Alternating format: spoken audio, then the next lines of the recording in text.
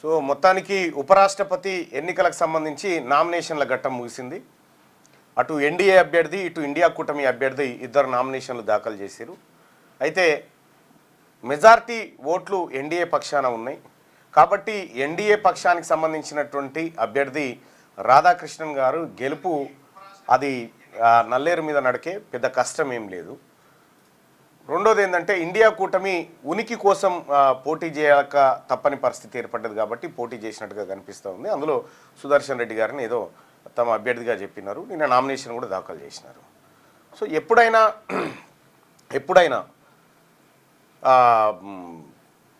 విపక్షాల అభ్యర్థి విన్ అయిన సందర్భాలు ఉన్నాయా అంటే ఒకేసారి జరిగింది వివి గిరి అనేటువంటి వ్యక్తి ఇండిపెండెంట్గా పోటీ చేసి విజయం సాధించాడు. సో అప్పుడున్నటువంటి పరిస్థితుల్లో మీ అందరికీ తెలుసు నీలం సంజీవరెడ్డి కాంగ్రెస్ పార్టీని అంటే వేరుపడ్డటువంటి కూటమి కాంగ్రెస్ పార్టీ ఓ అని పెట్టిరు, ఆర్గనైజేషన్ అని చెప్పి కాంగ్రెస్ పార్టీ ఓ అని పెట్టి ఆ అభ్యర్థిగా నీలం సంజీవరెడ్డి నిలబడ్డాడు. ఇంకోవైపు ఇందిరాగాంధీ అనుచరగణంతో ఆర్ అని పెట్టింది. అది కాంగ్రెస్ ఆర్ అని పెడితే ఈ కాంగ్రెస్ ఆర్ అనేటువంటి దాని నుంచి వివి గిరిని ఇండిపెండెంట్గా పోటీ చేసిండు. యాక్చువల్గా ఇందిరాగాంధీ నీలం సంజీవరెడ్డికి మద్దతు చేయాలి కాంగ్రెస్ పార్టీ, కానీ నీలం సంజీవరెడ్డికి సంబంధించినటువంటి అంశంలో కాంగ్రెస్ పార్టీ విభేదించడంతో పాటు చివరిగా ఇంకా 2 గంటలలో ఓట్లు ప్రారంభమైతే అనేటువంటి సమయానికి ఇందిరాగాంధీ ప్రకటన విడుదల చేసింది. ఆత్మ ప్రబోధానుసారం ఓటు వేయండి అని చెప్పింది. దెబ్బతోటి నీలం సంజీవరెడ్డి ఓడిపోయాడు. అసలు ఏం జరిగింది ఆ ఎన్నికల్లో అంటే ఇందిరాగాంధీ కూటమిని డిస్టర్బ్ చేయడం కోసం నీలం సంజీవరెడ్డి ఇట్లాంటి వాళ్ళు చాలామంది ఇందిరాగాంధీని దెబ్బగొట్టాలనేటువంటి ఉద్దేశంతో ఎత్తుగడలు పనితే ఇందిరా చాకచక్యంగా దాన్ని ఎదుర్కొని ఆ ఉపద్రవాన్ని ఎదుర్కొని వివి గిరిని గెలిపించింది. సో ఆ సందర్భంలో పార్లమెంట్ కమిటీ హాల్లో కరపత్రాలు పంచారు. ఎవరి మీద? నీలం సంజీవరెడ్డి మీద కరపత్రాలు పంచారు. ఎంపీలే, సొంత పార్టీ ఎంపీలే. ఏమని? ఒకవేళ నీలం సంజీవరెడ్డి గారిని కూడా గెలిపిస్తే రాష్ట్రపతి భవనం అంతాపురం అవుతుందని ఆ కరపత్రంలో రాసింది. రెండో పాయింట్ ఏం రాసిరు అందులో అంటే అతను స్పీకర్గా ఆంధ్రప్రదేశ్ ముఖ్యమంత్రిగా ఉన్నప్పుడు పాల్పడ్డ అవినీతిని పైకి తీసుకొచ్చి ఆ కరపత్రంలో పంచి నీలం సంజీవరెడ్డిని దిగ్విజయంగా ఓడగొట్టినప్పుడు అదే ఇందిరాగాంధీ హయాంలో. ఇప్పుడు సోనియా గాంధీ గారు అదే రెడ్డి సామాజిక వర్గం నుంచి సుదర్శన్ రెడ్డిని తీసుకొచ్చి అభ్యర్థిగా ఇక్కడ నిలబెట్టినటువంటి పరిస్థితి. ఇక్కడ మల్లురవి గారు ఏం చెప్తున్నారంటే ఊహించని ఫలితాలు వస్తాయని అంటారు. ఏం ఉండే ఇలా ఊహించకపోవడానికి గెలిచేది ఎన్డీఏ అభ్యర్థి, నో డౌట్. ఇక ఊహించని ఫలితాలంటే ఆ రోజు పేపర్లో ఒక ప్రకటన కోసం పనికొస్తుంది, వార్త కోసం పనికొస్తుంది తప్ప వాస్తవాలు మాత్రం అందుకు పూర్తి విభిన్నంగా ఉంటాయి. సో అట్లాంటి పక్షాలు కూడా ఏం కనిపించట్లేదు. ఏది ఎన్డీఏ కూటమిలో ఉండి లేదు మేము సుదర్శన్ రెడ్డి గారికి మద్దతు చేస్తామనేటువంటి పరిస్థితులు ఎక్కడ కనిపించట్లేదు. ఇంకా మీదికెళ్ళి ఇటుకేనే అటు ఓట్లు పోకపోతే చాలు. ఎందుకంటే మరి ఏం జరుగుతుందో మీ అందరికీ తెలుసు. మరి ఒక 1-2 వారాలలో ఈ ఎన్నికలకు సంబంధించినటువంటి ఫలితాలు కూడా మన ముందుకు వస్తాయి. కానీ మొత్తానికైతే ఉపరాష్ట్రపతి ఎన్నిక సందర్భంగా గతంని ఒకసారి పరిశీలించినప్పుడు వివి గిరి ఎన్నిక అనేది చాలా చాకచక్యంగా ఇందిరాగాంధీ కనుసైగలతో ఆయనని గెలిపించడం జరిగింది. సో అప్పుడు నీలం సంజీవరెడ్డి ఆ తర్వాత మరికొంతమంది కలిసి ఇందిరాగాంధీ పైన కుట్ర చేసిన సందర్భంలో ఇందిరాగాంధీ నిర్దాక్షిణ్యంగా అణిచివేసింది. సో దానికి కారణాలు అనేకం ఉన్నాయి. అంటే రాష్ట్రపతిగా నీలం సంజీవరెడ్డి అయితే ఇందిరాగాంధీని డిస్టర్బ్ చేయాలనేది ఆయన ఆలోచన. సో దాన్ని ముందే పసిగట్టినటువంటి ఇందిరాగాంధీ ఈ కార్యక్రమం చేసింది. సో అప్పుడు వివి గిరి ఎన్నిక కావడం జరిగింది. ఆ తర్వాత నీలం సంజీవరెడ్డి కూడా మరోసారి కావడం జరిగింది. సో ఇది గతంలో జరిగినటువంటి హిస్టరీ. ఇంకా వినాయక చవితి 27 తారీఖు నాడు, ఇవాళ 22, అంటే ఈ పాటికే పండాలు గిండలు అన్ని తయారైతుంటూ ఉంటాయి, రెడీ అవుతూ ఉంటాయి. ఇప్పటికే విగ్రహాల తరలింపు కార్యక్రమం, అక్కడక్కడ కరెంటు షాకులు, విద్యుత్ షాకులతో చనిపోతున్నటువంటి పరిస్థితి. సో వినాయక విగ్రహాల ఏర్పాటు, వినాయక విగ్రహాల కోసం అహర్నిశలు 9 రోజులు రాత్రులు దానికోసం కష్టపడి అంతకంటే ముందు ఈ చందాలు వసూలు కార్యక్రమము ఈ ఏర్పాట్లన్నీ చూసుకొని ఆ తర్వాత అయిపోయిన తర్వాత కూడా 1-2 రోజులు ఆ పని ఒత్తిడితోనే ఉంటుంది. మొత్తం తెలంగాణ రాష్ట్రం అంతా ఇప్పుడు వినాయక విగ్రహాల చుట్టూ ఉంటుండే. ఒకప్పుడు వినాయక విగ్రహాలు పెడితే ఈ కొనుకొచ్చుడు తక్కువ, ఆడిదాన్నే మట్టితో చేస్తుంటుండే. ఆడిదాన్నే చెరువుల మట్టి తీసుకొచ్చి ఆడిదాన్నే విగ్రహాలు లెక్క తయారు చేసుకొని పూజించుకునేది అయిపోయేది. కానీ ఇప్పుడు ప్లాస్టర్ ఆఫ్ పారిస్ విగ్రహాలు వచ్చిన తర్వాత సో వాటి రూపురేఖలు మారిపోయినాయి. వినాయకుడు చాలా అందంగా ఏది నయనానందంగా కనిపించడం కోసం ఆ రంగులను ఆ ఫ్లేవర్లు అన్నింటినీ యాడ్ చేస్తూ ఉన్నారు. వాస్తవానికి తెలంగాణ రాష్ట్రంలో ఈ వినాయక చవితి ఏ విధంగా కొంతమందికి ఉపాధి కల్పించాల్సి ఉంది, ఏం జరుగుతూ ఉంది. సో కొంతమంది మనకి ఈ శాలివాహన మిత్రులు వచ్చినారు, వాళ్ళతోని ఒకసారి కుమ్మరి సోదరులు వాళ్ళు కుండలు కూజలు అనేకమైనటువంటి వస్తువులు ఆ రోజుల్లో తయారు చేసి సో మానవాళికి అందించినటువంటి అత్యంత గొప్ప కళాకారులు వాళ్ళు. సో వాళ్ళతో పాటు సో మనం ఒక్కసారి సింధు నాగరికత, హరప్ప, మొహంజోదారో ఆ నాగరికతల ప్రాంతంలోకి వెళితే మొట్టమొదటిసారిగా అక్కడ బయటపడ్డ కళాఖండాల్ని మనం అబ్జర్వ్ చేస్తే ఈ కుమ్మరి జాతి ఆ నాగరికత సమయంలో కూడా ఉంది. ఆ నాగరికత సమయంలోనే వాళ్ళు అనేకమైనటువంటి కళలను ప్రదర్శించి అద్భుతమైనటువంటి కళాఖండాలను వస్తువుల రూపంలో తీసుకొచ్చినటువంటి శాలివాహనులు వాళ్ళు ఇవాళ తెలంగాణ రాష్ట్రంలో వాళ్ళ ఆర్థిక పరిస్థితి చాలా దీనావస్థలో ఉంది. సో వాళ్ళ కోసం రాష్ట్ర ప్రభుత్వాలు ఎంబీసీ కార్పొరేషన్లు పెట్టి వాళ్ళ కోసం ఏదో మేము చేస్తున్నాము ఈ చేయబోతున్నామని చెప్పారు, కానీ చేసింది మాత్రం ఈ తెలంగాణ రాష్ట్రం వచ్చిన తర్వాత శూన్యం, ఏమీ లేదు. కేవలం ఒకరిద్దరికి పదవులు ఇచ్చి చేతులు దులుపుకున్నటువంటి పరిస్థితి. సో వాస్తవానికి ఒక్క హైదరాబాద్లోనే వేల కోట్ల రూపాయల మార్కెట్ ఈ వినాయక విగ్రహాల సందర్భంగా జరుగుతుంది. చందు, వినాయక విగ్రహాల సందర్భంగా వేల కోట్ల రూపాయల మార్కెట్ ఈ తెలంగాణ, మరి ముఖ్యంగా హైదరాబాద్లో, ఇక తెలంగాణ అంతటా చూసుకుంటే ఇదొక 10-20 వేల కోట్ల రూపాయలకు సంబంధించినటువంటి ఫెస్టివల్గా మారిపోయింది. ఇక దేశవ్యాప్తంగా అయితే విపరీతంగా ఉంటుంది. ఒక్కొక్క వినాయక మండపానికి 1500 కోట్ల రూపాయలు ఇన్సూరెన్స్ చేయించినటువంటి దాఖలాలు మనం చూస్తూ ఉన్నాం. సో అంతగా ప్రజల్లోకి చొచ్చుకుపోయినటువంటి ఈ వినాయక చవితికి మూల కారణమైనటువంటి వినాయక విగ్రహం. ఈ వినాయక విగ్రహాన్ని తయారీకి సంబంధించినటువంటి ఆ కళ తెలంగాణ రాష్ట్రంలో ఉన్నటువంటి ఈ కుమ్మర బిడ్డల దగ్గర అద్భుతమైన కళ ఉంది. కానీ రాష్ట్ర ప్రభుత్వం ఆ దిశగా ప్రయత్నాలు చేయడం ఇప్పటి వరకు జరగలేదు.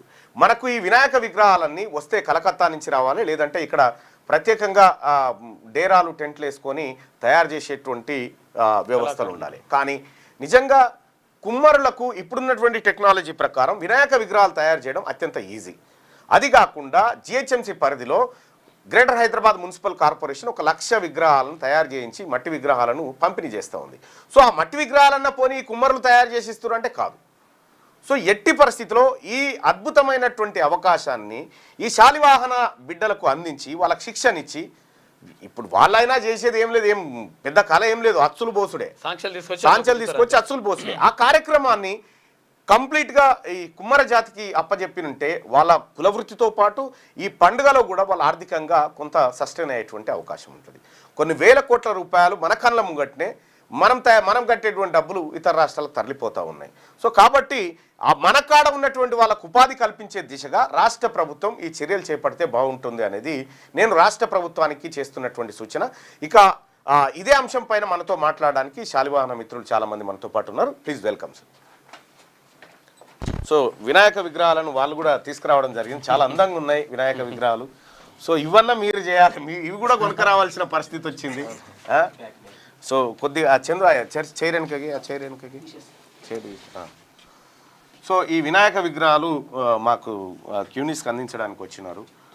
అసలు తెలంగాణ రాష్ట్రంలో కుమ్మరుల పరిస్థితి ఏంది, వాళ్ళ స్థితిగతులు ఎట్లా ఉన్నాయి, వాళ్ళ జీవన ప్రమాణాలు ఎట్లా ఉన్నాయి, గతంలో కంటే ఏమైనా మెరుగుపడ్డాయా, ఎందుకు కుమ్మరి వాములు మనం గోరెటి వెంకన్న రాసినటువంటి పాటలో చూస్తాం, కుమ్మరి వాములో తుమ్మలు మొలిసేను, కమ్మరి కొలిమేలో దుమ్ము బేరెను, పెద్ద బాడిష మొద్దుబారినది, సాలెల మగ్యం సడుగులు ఎరిగినాయి అనేటువంటి కులవృత్తులపైన అద్భుతమైన పాట ఉండే. సో ఇప్పుడున్నటువంటి అవసరాలకు తగ్గట్టుగా ఇప్పుడున్నటువంటి ప్రజలకు ఏవైతే మండపాలు ఏర్పాటు చేసి వినాయక విగ్రహం, ఇవి దీటితో పాటు మళ్ళీ దుర్గామాతలు పెట్టుకుంటారు. ప్రతి ఇంట్లో ఒక వినాయక విగ్రహాన్ని 9 రోజుల పాటు పూజలు చేస్తారు. ఈ విగ్రహాలకు సంబంధించినటువంటి వర్క్ను రాష్ట్ర ప్రభుత్వం చొరవ చూపి ఈ వర్గాలకు అందజేస్తే బాగుంటుంది అనేది ఒక ఎమ్మెల్సీగా నేను ఆ ప్రజల పక్షాన రిక్వెస్ట్ చేస్తా ఉన్నా. వాళ్ళ అభిప్రాయం ఎట్లా ఉందో కూడా తెలుసుకునే ప్రయత్నం చేద్దాం. థ్యాంక్ యూ సో మచ్, మంచిగా విఘ్న నాయకుని మాకు అందజేసినందుకు థ్యాంక్ యూ. సో వాళ్ళకి మైక్ ఇవ్వండి, మాట్లాడండి. ఏంటన్నా మీ ఆర్థిక పరిస్థితులు ఏంటి? ఇప్పుడు తెలంగాణ రాష్ట్రంలో కుమ్మర్ల పరిస్థితి ఎట్లా ఉంది? వాళ్ళ స్థితిగతులు ఏంటి? ముందుగా మీ అందరికి కూడా ముందస్తు వినాయక చవితి శుభాకాంక్షలు అన్న. Thank you. నిజంగా ఏంటంటే కుమ్మర్ల పరిస్థితి ఆర్థికంగా వెనుకబడి ఉన్నాం. దేనికోసం అంటే ఈరోజు వెనకట అన్ని మట్టి పాత్రలు తయారు చేసి సమాజానికి అందించినప్పుడు కొద్దిగా గొప్ప ఆర్థికంగా ఉండే. తర్వాత ప్లాస్టిక్, సిరామిక్, స్టీలు ఇవన్నీ వచ్చినాక కూడా కుమ్మర వృత్తి అడుగంటిపోయింది. సరే ఇప్పుడు ఏమైందంటే మళ్ళీ ఓల్డ్ ఈజ్ గోల్డ్ అన్నట్టుగా అందరూ మళ్ళీ మట్టి పాత్రల వైపు వస్తున్నారు. మట్టి పాత్రల వైపు వచ్చినప్పుడు ఏమైపోయిందంటే మా అన్ని బంద్ అయిపోయిన వృత్తులు ఇప్పుడు కొత్తగా ఏం చేస్తున్నారంటే ఈ హైదరాబాద్ కానీ మహానగరాల్లో అన్ని చోట్ల మట్టి పాత్రలు వాడుతున్నారు. ఆ మట్టి పాత్రలు ఏం వాడుతున్నారంటే ఈ కలకత్తా, రాజస్థాన్, గుజరాత్, తమిళనాడు ఈ 4 రాష్ట్రాల నుంచి మట్టి పాత్రలు వచ్చి హైదరాబాద్లో కానీ మిగతా మహానగరాల్లో కానీ విక్రయిస్తారు, అమ్ముతారు. అమ్మి మీరు అన్నట్టుగా మన రెవెన్యూ, తెలంగాణ రెవెన్యూ అంతా పక్క రాష్ట్రాలకు పోతుంది. ఎందుకు పోతుందంటే వాళ్ళు మిషన్ల మీద అద్భుతంగా అలంకరణ ప్రాయంగా మట్టి పాత్రలు తయారు చేసి ఇక్కడ రోడ్ల మీద విక్రయిస్తారు. మనకు అవి రావు. వాళ్ళేమో ముందే మిషనరీ టెక్నాలజీ వాళ్ళు నేర్చుకొని అక్కడ ప్రభుత్వాలు వాళ్ళ కోసం స్పెషల్గా ట్రైనింగ్లు ఇచ్చుకుంటా వాళ్ళను పైకి తీసుకొచ్చింది. ఇప్పుడు ఆ ట్రైనింగ్ ఏవైతే ఆ మట్టి పాత్రల తయారీ ఏవైతే ఉందో దాన్ని ఆధునీకరిస్తూ మిషన్ల మీద మాకు కూడా ఇక్కడ ఉన్న తెలంగాణ కుమ్మర్లకు ట్రైనింగ్ ఇచ్చి ప్రభుత్వం వాళ్ళకి ఆర్థిక సాయం అంటే మిషన్లు ఇట్లా అందించినట్టయితే ఈ పక్క రాష్ట్రాల నుంచి ఏవైతే వస్తున్నాయో మట్టి పాత్రలు, గిన్నెలు కానీ, జగ్గులు కానీ, గ్లాసులు కానీ, టీ కప్పులు కానీ ప్రతిదీ కూడా ఇక్కడ తెలంగాణలో ఉన్న ప్రతి గ్రామంలో కుమ్మర్లు చేసి ఈ రెవెన్యూను మనం ఆర్థికంగా అంటే మన రెవెన్యూను మన కుమ్మరులకే అందిస్తే ఆర్థికంగా ఈ కుమ్మరుల బతుకు ఎదుగుతుంది అనేది ఈ వ్యాపారంలోకి తీసుకురావాల్సినటువంటి అవసరం అయితే ఉండే కుమ్మరులను. ఎందుకంటే మనం కొత్తగా సృష్టించాల్సింది ఏమీ లేదు. ప్రజలే డబ్బులు పెట్టి కొనుక్కుంటున్నారు. ఆ పని ఏదో వీళ్ళకి అప్పచెప్పి వీళ్ళకి కొంత ప్రొటెక్షన్ ఇవ్వగలిగితే, సో కొంత శిక్షణ ఇవ్వగలిగితే ఒక మంచి ఏది ఈ జాతి మొత్తం సంపూర్ణంగా అంటే ఇప్పుడు వాస్తవానికి కుమ్మరాముల పరిస్థితి మా ఇంటి చుట్టూ, మా ఊర్లో మా ఇంటి చుట్టూ కుమ్మరోలే మొత్తం ఇళ్ళన్నీ. ఒకటి మా కుమ్మరి పోసే మామ అని ఉంటుండే, ఆయన ఆమ్ పెడితే ఆ కుమ్మరాం మంటలు ఇట్లా లేచేది. ఓ 4-5 రోజులు అది కాలేది. ఆ కుండలు చేసే కార్యక్రమం నాకు కల్లారా ప్రత్యక్షంగా చూసినటువంటిది. మా చుట్టూ ఆ కుమ్మరి ఆయన కానీ, ఆ తర్వాత బాలనరసింహ కానీ, లేకపోతే శంకరయ్య కానీ వీళ్ళందరూ కూడా ఈ వృత్తి చేసుకొని బతికాడు. ఈ రోజు కూడా పెళ్లి చేసుకుంటే ఐరన్ కుండలు అంటే పట్నంలో బతుకుతున్నటువంటి కుమ్మరోలు మళ్ళీ ఇంటికి వచ్చి ఐరన్ కుండలు పెట్టే పరిస్థితికి వచ్చింది. అంటే గ్రామీణ ప్రాంతంలో వాళ్ళ ఉపాధి కంప్లీట్గా దెబ్బతినడమే దీనికి ప్రధాన కారణం. గ్రామీణ ఆర్థిక వ్యవస్థ ఎప్పుడైతే పకడ్బందీగా నిర్మాణం అవుతుందో ఈ దేశం ముందుకు పోతుంది అనేది మనకున్నటువంటి అవగాహన. కాబట్టి సర్వే నివేదికలు కూడా ఇవే చెప్తా ఉన్నాయి. కాబట్టి తెలంగాణ ప్రభుత్వం ఈ గ్రామీణ కుల వృత్తులకు సంబంధించి ఈ పండుగలు ఏవైతే ఉన్నాయో వీటిని అటాచ్ చేయడం ద్వారా రాష్ట్ర ప్రభుత్వానికి ₹1 ఖర్చేం లేదు. సింపుల్గా మీరు ఏదో కార్పొరేషన్లు పెట్టి ఏదో చేసి వాళ్ళకు లోన్లు ఇస్తామని అది కాదు. వాళ్ళకు ఉపాధి శిక్షణ ఇవ్వండి. వాళ్ళకు ఉపాధి శిక్షణ ఇస్తే మనకు ఎట్లాగో స్కిల్ యూనివర్సిటీ పెట్టుకున్నాం. ఆ స్కిల్ యూనివర్సిటీలోనే కుమ్మరులందరినీ సేకరించి వాళ్ళకు కోర్సు నేర్పించండి. తర్వాత వాళ్ళకు కనుక మనం లోన్లు ఇచ్చి మిషన్లో ఈ అద్భుతమైన తయారీ కార్యక్రమాలు చేపట్టి వాళ్ళకు మార్కెటింగ్ ఏరియాను కనుక చూపించగలిగితే చాలా అద్భుతమైనటువంటి ఫలితాలు ఉంటాయి. రాష్ట్ర ప్రభుత్వానికి కూడా మంచి పేరు వస్తుందని నేను చెప్పదలుచుకున్నాను. ఇంకా భయ్యా ఇంకోటి ఏంటంటే ఇప్పుడు ఈ అయితే మన రాష్ట్రంలో కానీ దేశంలో కానీ పర్యావరణాన్ని కాపాడాలనేది అందరి ఆలోచన. కానీ ముఖ్యంగా పర్యావరణాన్ని కాపాడేది కుమ్మరే. ఎందుకంటే మట్టి పాత్రలు ఎంత మంచి మట్టి పాత్రలు అందించి పర్యావరణానికి అనుగుణంగా, ఆరోగ్యానికి అనుగుణంగా ఇలా మట్టి పాత్రలో వండుకుంటే ఒక 40 ఏళ్ళ ముందెళ్తే, ఇప్పుడు కాదు 40 ఏళ్ళ కింద చాలా రోజుల క్రితం ఎస్లనేగా వండేది. అన్ననే కూర చేసుకునేది, అన్ననే కలుపుకొని తినేది. ఎంత కమ్మగా ఉంటుండే కూర వండితే కూడా. అన్న 40 ఏళ్ళ ముందుకెళ్తే కూర ఆడుకుండాలి. 40 ఏళ్ళ ముందుకెళ్తే అన్న 40 ఏళ్ళ ముందుకెళ్తే ప్రతి గ్రామంలో ప్రతి ఇంట్లో కుండలనే అన్నం ఉండేది, కూర కుండ ఉండేది. అన్ని గోళాలలో బియ్యం పోసేది, నీళ్లు తాగేది కూడా చిప్పి పెట్టి పంపేది. ఆ రోజు 40 ఏళ్ళ క్రితము ప్రతి గ్రామంలో ఎన్ని దవాఖానలు ఉండే? మండలానికి ఒక దవాఖాన ఉండే. ఆడ కూడా రోగిస్తుంటే రోగాల బండ్లు రాకపోతుంది 40 ఏళ్ళ కింద. ఇప్పుడు కుండలు బంద్ అయిపోయినాక 40 ఏళ్ళ తర్వాత ప్రతి గ్రామంలో గల్లికి ఎన్ని దవాఖానలు వచ్చినాయి? Yes, ఇది వీటన్నిటికి కూడా మట్టి పాత్రల వాడకం తగ్గినాకనన్నా ఉదాహరణ ఏంటంటే ఈరోజు మట్టి పాత్రలో కుండలలో నీళ్లు పోస్తాం, ఫ్రిడ్జ్లో నీళ్ళు కాకుండా కుండలో నీళ్ళు తాగితే ఆరోగ్యానికి మంచిది అంటాం. కానీ ఆ కుండ ఏం చేస్తుందన్న, మీరు బాగా ప్రతి ఒక్కరు కూడా గమనించండి, మీ ఇళ్ళలో కుండలో నీళ్ళు పోసినాక నీళ్ళు చల్లగా ప్యూరిఫై అవుతాయి, మంచిగా శుభ్రమై నీళ్ళు తాగుతాం. నీళ్ళు తాగినాక చూడండి అన్న, నీళ్ళు అయిపోయినాక కుండలు ఇట్లా అనండి, ఇట్లా అంటే దాని పొడితే వండొస్తుంది, కుండకు వండొస్తుంది, వంపేసి మళ్ళీ నీళ్ళు పోస్తాం, మళ్ళీ నీళ్ళు తాగుతాం, మళ్ళీ వండొస్తుంది. ఆ వండేందంటే నీటిలో ఉన్న ఈ మలినాలను కుండ దాంట్లో నుంచి తీసుకొని దగ్గర పెట్టుకుంటుంది. అది మట్టి పాత్ర యొక్క గొప్పతనం. దగ్గర పెట్టుకొని మంచి వాటర్ నీళ్ళను మనకి ఇవ్వడం ద్వారా ఆరోగ్యంగా ఉండి, అంటే నీటి లోపల ఉన్న మలినాలను కూడా నీళ్ళు తాగినప్పుడు కాళ్ళ నొప్పులు లేవు, ఏ నొప్పులు లేవు, ఏవి లేవు. ఇప్పుడు ఎక్కడెక్కడ ఫిల్టర్ వాటర్ తాగుతా ఉన్నాం, అనేక నొప్పులు, థెరపీలు, బీపీ షుగర్లు అన్ని కూడా అల్యూమినియం పాత్రలు ఉండటం వల్ల వస్తున్నాయి. కూరగాయలు కానీ మళ్ళీ చెప్పు.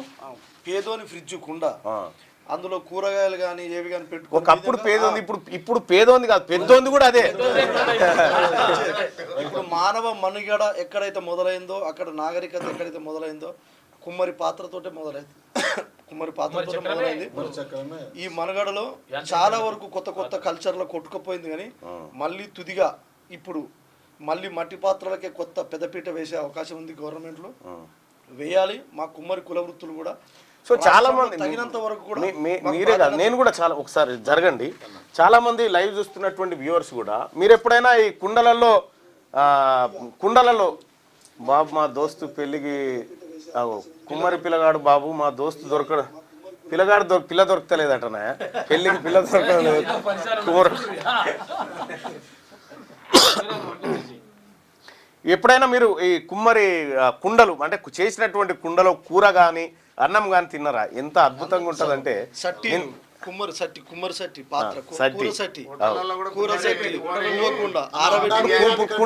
కుండ బిర్యానీ, కుండలో ఆరబెట్టినది కలి కుండలో ఆరబెట్టుకొని కుండలో కలి స్టోర్ చేసుకొని దాన్ని కుండలో వండుకొని వార్చి తిన్న బువ్వ 3 రోజులు కూడా వాసిపోక కరగు కాకపోతుండే. కరెక్ట్, అది వాస్తవం. విషయం ఏంటంటే మనిషి జీవితంలో 3 ప్రధాన ఘట్టాలు ఉంటాయి. ఒకటి ఏంటంటే అన్న కుండలో గట్క తాగిన నేను తిన్నాం, నేను ఇప్పటికీ కుండనే వాడతా అని చెప్పి అంటా ఉన్నాడు ఆయన. అయితే ఆ కుండలు మనలు చేసిన కుండలు కాకుండా పోయినాయి, అవన్నీ ఇప్పుడు దిగుమతి అవుతున్నటువంటి కుండలు కుండ కిచెన్లు వచ్చినాయట. తాటి చెట్లకు లొట్లుగా కడతామన్నా అని చెప్పి గౌడ్ సాబ్ అంటా ఉండు, మేము తిన్నామన్నా అని చెప్పారు. చాలా అద్భుతంగా ఉండేనా ఆ రోజు. ఇంకోటన్నా కుండలో ఇప్పుడు ఈత చెట్లకు కానీ తాటి చెట్లకు కానీ అంటే లొట్లు కట్టినప్పుడు దాంట్లో కొన్ని కందిరిగలు అవి పడతాయి అన్న. పడ్డప్పుడు ఆ గౌడన్న కూడా మన ముందే అందరు ఉన్నప్పుడే లొట్టి తెచ్చి ఇట్లా తీసి అటు పక్కకు కొట్టి మళ్ళీ మనకు కళ్ళు పోస్తాడు. మరి అది కళ్ళులో ఈగలు పడ్డాయి ఇవ్వడ్డాయి అని మనం కళ్ళును చేయము, ఎందుకంటే విషం కాదు. ఎందుకంటే ఏదైతే కీటకాలు పడతాయో అవి చనిపోయినా కూడా వాటి యొక్క అణువులను కుండ తీసి లొట్టి దగ్గర పెట్టుకుంటుంది, దాని అంచుకు కుండ కానిపోతే అంత ఉంటుంది. సైంటిఫిక్ గా ఆలోచించి కట్టింది, అది వస్తుంది కాదు ఆ కుండ అనేది. సో ఇప్పుడు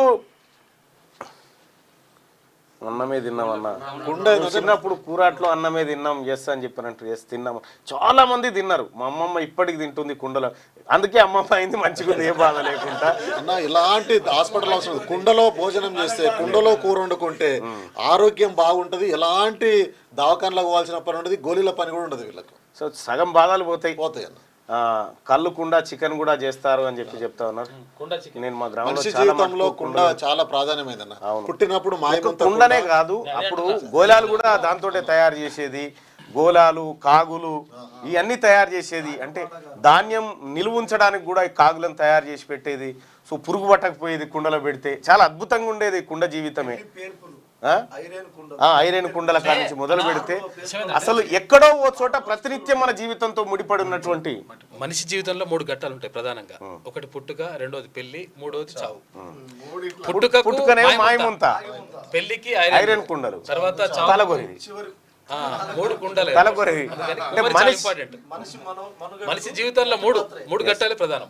నాగరికత నుంచి ఇంకోటి వచ్చిన అన్న, అప్పట్లో ఇల్లు కడితే ఊర్లో పెంకుటిల్లు కట్టినప్పుడు ప్రతి పెంకలే. ఇంట్లో పెంక కుమ్మరిదే లోపల ముంతదూడు అని పెడుతుండే అలా పైసలు దాచి పెడుతుండే తర్వాత పెట్టెలు అలమారీలు వచ్చినాయి అవి నా చిన్నతనంలో మా ఇంట్లో ముంతదూడే అన్న దాంట్లో నేను పైసలు చాలా పెట్టి చూసిన పెట్టేది అవును. ఆ పెట్టెలు లేవు మా ఇంట్లో పెట్టెలు లేవు. పెట్టి అసలు లేదు అదే మనకి SBI, అదే మనకి ICICI, అదే మనకు అదే లాకర్ లోపల అరలు ఉంటుండే అది ముంతదూడు లోపల వల్ల మూలకు ఉంటుండే ముంతదూడు మట్టి పాత్రలనే పైసలు దాచి పెట్టారు దాని మీద బట్టనో గిట్టనో పెట్టేది దాన్ని పెట్టి కాపాడుకునేది.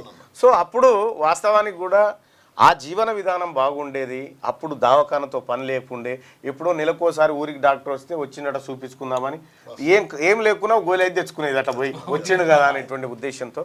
సో కాబట్టి రాష్ట్ర ప్రభుత్వం ఇది నాగరిక ప్రపంచాన్ని అంటే ఈ కుమ్మరి జాతి పుట్టుకను ఇప్పుడు కాదు మానవాళి పుట్టినప్పటి నుంచి కర్మక్రియల దగ్గర నుంచి మొదలు పెడితే ఈ కుమ్మరి జాతి ఔన్నత్యాన్ని గొప్పతనాన్ని ఈ కుండలు ఒకరి నుంచి ఒకరిని కొన్ని వేల సంవత్సరాల చరిత్రను ఈ కుండలు మోసుకుంటూ వచ్చినాయి మన దగ్గరికి.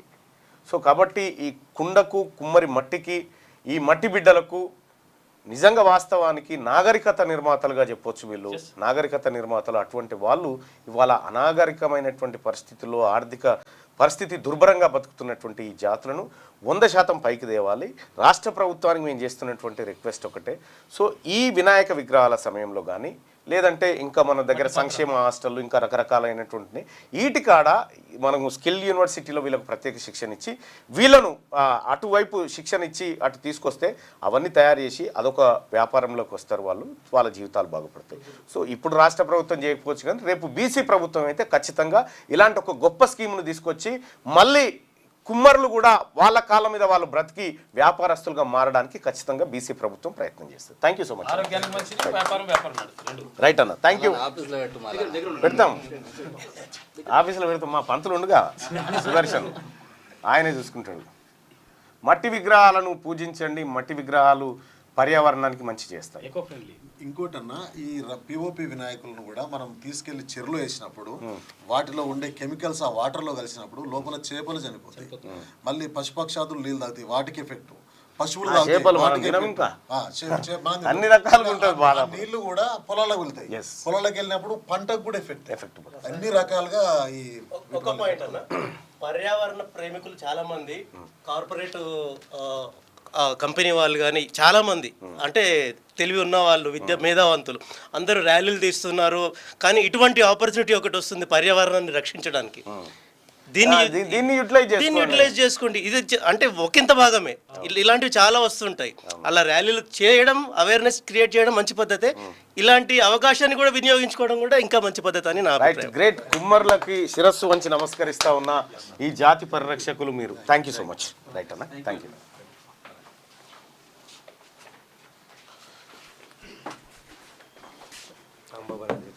అచ్చా అచ్చా, రైట్గా కుండో రక్షతి రక్షితాం అట ఆయన పెట్టిండు. కుండో రక్షితే మన నది రక్షిస్తాం, కుండో రక్షతి రక్షితాం. ఇక్కడ అందరూ మిమ్మల్ని రాజీనామా చేయమని ఎందుకు అడుగుతున్నారు? ఏమో మరి నాకు తెలియదు, వాళ్ళనే అడగాలి మీరు ఎందుకు రాజీనామా చేయమంటారు అనేది. నేను చేయాల్సి వచ్చినప్పుడు మీకు చెప్తా కదా ఏం చేస్తా అనేది. రైట్గా ఈనాడు దినపత్రికలో ఉన్నటువంటి వార్తలను ఒకసారి చూద్దాం. జస్టిస్ ఘోష్ కమిషన్ నివేదికపై చర్యలు సభలో చర్చించాక ముందా? స్పష్టత ఇస్తేనే కేసీఆర్, హరీష్ రావు పిటిషన్లపై ముందుకెళ్లగలం. ప్రభుత్వానికి సూచించిన హైకోర్టు, విచారణ నేటికి వాయిదా. కాళేశ్వరం ప్రాజెక్టు నిర్మాణంలో అవకతవకలపై జస్టిస్ పీసీ ఘోష్ కమిషన్ సమర్పించిన నివేదికను అసెంబ్లీలో పెట్టి చర్చించిన తర్వాత చర్యలు మొదలు పెడతారా, లేదంటే చర్యలు ప్రారంభించి దానికి సంబంధించి అసెంబ్లీలో చర్చిస్తారని హైకోర్టు ప్రభుత్వాన్ని ప్రశ్నించింది. మాజీ ముఖ్యమంత్రి కె చంద్రశేఖరరావు, మాజీ మంత్రి హరీష్ రావులు దాఖలు చేసిన పిటిషన్లపై విచారణలో ఇదే కీలకమని, దీనిపై స్పష్టత లేకుండా తామేమి చెప్పజాలమని పేర్కొంది. అడ్వకేట్ జనరల్ ఏ సుదర్శన్ రెడ్డి స్పందిస్తూ ఇప్పటికిప్పుడు ఏమి చెప్పలేనని, సోమవారానికి వాయిదా వేస్తే చెప్పగలనని అన్నారు. నివేదికను అధికారికంగా విడుదల చేశారని న్యాయస్థానం అడిగింది. విచారణను శుక్రవారానికి వాయిదా వేసింది. జస్టిస్ ఘోష్ సమర్పించిన నివేదికను రద్దు చేయాలని కోరుతూ కేసీఆర్, హరీష్ రావులు దాఖలు చేసిన పిటిషన్లపై ప్రధాన న్యాయమూర్తి justice Aparesh Kumar Singh, justice GM మౌనిద్దులతో కూడిన ధర్మాసనం గురువారం సుదీర్ఘ విచారణ చేపట్టింది. హరీష్ రావు, కేసీఆర్ల తరఫున సుప్రీంకోర్టు న్యాయవాదులను తెచ్చుకొని ఇచ్చారు. ఇక ఇది చర్చించిన తర్వాతే హైకోర్టుకు నివేదించనున్న ప్రభుత్వం. కాళేశ్వరం బ్యారేజీల నిర్మాణాలకు సంబంధించి జస్టిస్ పిసి ఘోష్ కమిషన్ ఇచ్చిన నివేదికపై అసెంబ్లీలో చర్చించాకే తదుపరి కార్యాచరణ ఉంటుందని ప్రభుత్వం హైకోర్టుకు నివేదించినట్టు తెలిసింది. గతంలో మంత్రివర్గంలో ఇదే మేరకు నిర్ణయించారు. కమిషన్ నివేదికపై అసెంబ్లీలో చర్చించిన తర్వాత నిర్ణయం తీసుకుంటామని ఇప్పటికే ముఖ్యమంత్రి కూడా ప్రకటించారు. కాబట్టి ఇదే విషయాన్ని కోర్టు దృష్టికి తీసుకెళ్లే అవకాశం ఉంది. ఇక కమిషన్ నివేదికపై అసెంబ్లీలో చర్చించిన తర్వాత చర్యలు తీసుకుంటారా, లేక ముందు చర్యలు తీసుకుంటారా, తర్వాత చర్చిస్తారా తెలియజేయాలని హైకోర్టు సూచించిన నేపథ్యంలో జరుగుతూ ఉంది. అయితే ఇక్కడ కేసీఆర్ ఏం చెప్పిండు గతంలో? నా బొట్టు రక్తం ఖర్చుపెట్టి మెదడు కరగబెట్టి కాళేశ్వరం కట్టిన. అంటే కాళేశ్వరానికి కర్మ కర్త క్రియ కంప్లీట్గా కేసీఆర్. ఆ రోజున్న నీటిపారుదల శాఖ మంత్రి హరీష్ రావు. ఇంకా దీన్ని ఎవరు కాదనీకి లేదు. ఎందుకంటే నిన్న మొన్న కూడా చెప్తా ఉన్నారు ఇది కేసీఆర్ ఘనత అని చెప్పి బీఆర్ఎస్ పార్టీ నాయకులు చెప్తా ఉన్నారు. కానీ ఇవాళ ఆ పియర్లు ఏవైతే కుంగిపోయినటువంటి సందర్భంలో నాకేం సంబంధం? నేనేమన్నా ఇంజనీర్నా, నాకు తెలుస్తుందా అని కేసీఆర్ తప్పించుకున్నాడు చూడు. అక్కడే అతని బండారం అంతా బయటపడ్డది. ఇక్కడ పిసి ఘోష్ కమిషన్ నివేదిక ఇచ్చి దాంట్లో కాళేశ్వరంలో అవినీతి జరిగింది అనేటువంటిది స్పష్టత వచ్చిన తర్వాత ఎట్టి పరిస్థితిలో వీళ్ళిద్దరూ దోషులుగా తేలబోతున్నారనేటువంటి సందర్భంలో చక్కగా హైకోర్టు కురికి ఈ నివేదికను కొట్టేయండి అని చెప్పి అక్కడ కేటీ రామారావు హైకోర్టుకు పోయి స్టే తెచ్చుకుంటాడు. ఇటు కేసీఆర్ హైకోర్టు, హరీష్ రావు హైకోర్టు. వీళ్ళు అవినీతికి పాల్పడ్డారని 100% జనం నమ్మిర్రు. కాబట్టే వాళ్ళని గద్దె దించిర్రు. ఇవాళ విచారణను ఎదుర్కోవడానికి మీకు ఎందుకు భయం అవుతా ఉంది? నిజంగా మీరు పతితులే అయితే, మీరు ఏ తప్పు చేయకపోతే మీరు విచారణ ఎదుర్కోవడానికి మీకు ఎందుకు ఇబ్బంది అవుతారు? ఎందుకు వెంటనే హైకోర్టు కురికిరు? ఒకవేళ విచారణలో మీరే నిర్దోషులైతే ఎవడైతే బట్టగాలు చేయలేడు కదా, ఎందుకంటే కోర్టు లూకోవు కదా ఉత్తగేస్తా అన్నా కూడా. కాబట్టి కాళేశ్వరం వ్యవహారంలో ఖచ్చితంగా కల్వకుంట్ల చంద్రశేఖరరావు నిండా మునిగిండు. అందులో ఆయన అల్లుడి ప్రమేయం 100% దాంట్లో ఉంది. ఇది ఎమ్మెల్సీగా నేను విశ్వసిస్తా ఉన్నా. ప్రజల అభిప్రాయం ఏందో ప్రజల్ని కూడా అడిగి తెలుసుకుందాం.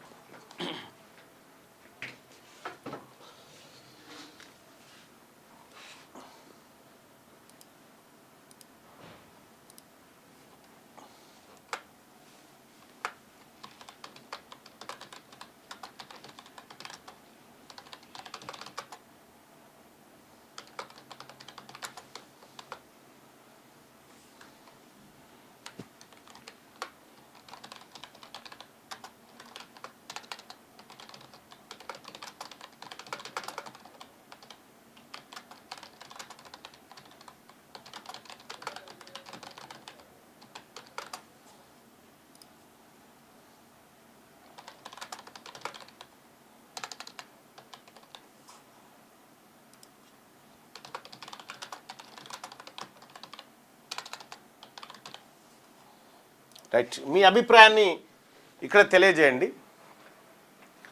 కాళేశ్వరం ప్రాజెక్టు నిర్మాణంలో కేసీఆర్ ఫ్యామిలీ స్కామ్ చేసిందని మీరు భావిస్తున్నారా? స్కామ్ చేశారు అనుకునే వాళ్ళు ఇక్కడ, ఎలాంటి స్కామ్ చేయలేదు అనుకునే వాళ్ళు ఇక్కడ మీ అభిప్రాయాన్ని తెలియజేయండి. అలాగే మార్నింగ్ న్యూస్ చూస్తున్నటువంటి మిత్రులారా ఈ లైక్ బటన్ని క్లిక్ చేయండి. ఒక క్షణం దానికోసం కేటాయించండి, లైక్ కోసం.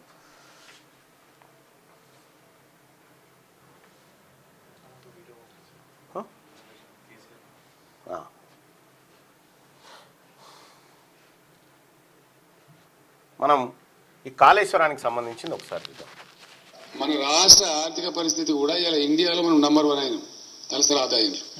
ఊరికే ఓలే ఈ వ్యవసాయంలో పెట్టిన పెట్టుబడి కూడా మనకు రిటర్న్ వచ్చింది. మళ్ళీ రిటర్న్ వస్తూనే ఉన్నది. 80,000 కోట్లు పెట్టి కాళేశ్వరం ప్రాజెక్ట్ కడితే ఎప్పుడో తీరిపోయింది దాని బాకీ. ఎప్పుడో తీరిపోయిందని చెప్పి నీకు ఏం తెచ్చినా తిరిగినా కూడా నువ్వు కత్యముఖమా పత్యముఖమా ఇష్టం వచ్చిన సొల్లు మాట్లాడుతా అంటే నాతోనే మాట్లాడేది.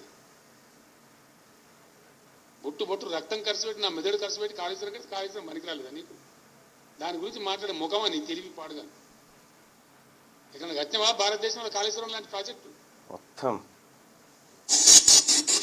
తెలంగాణ మొత్తం లూటిపైన చేంజ్ చేసేసిండు. కొత్తగా ఏర్పడ్డ రాష్ట్రం ఎన్ని పుడితే అన్ని అప్పులు తెచ్చిండు, మొత్తం సర్వనాశనం చేసి కూర్చుండు కేసీఆర్. ఇవాళ మళ్ళా సంసారం లేకపోయి మళ్ళీ హైకోర్టు కాడ అది తప్పు, అది కొట్టేయాలి, ఇది చేయాలని చెప్పి దొంగ నాటకాలు ఆడుతూ ఉన్నారు మళ్ళీ. అందుకోసమే ఇక్కడ ఈ ఒపీనియన్ పోల్ ఉంది. ఈ ఒపీనియన్ పోల్లో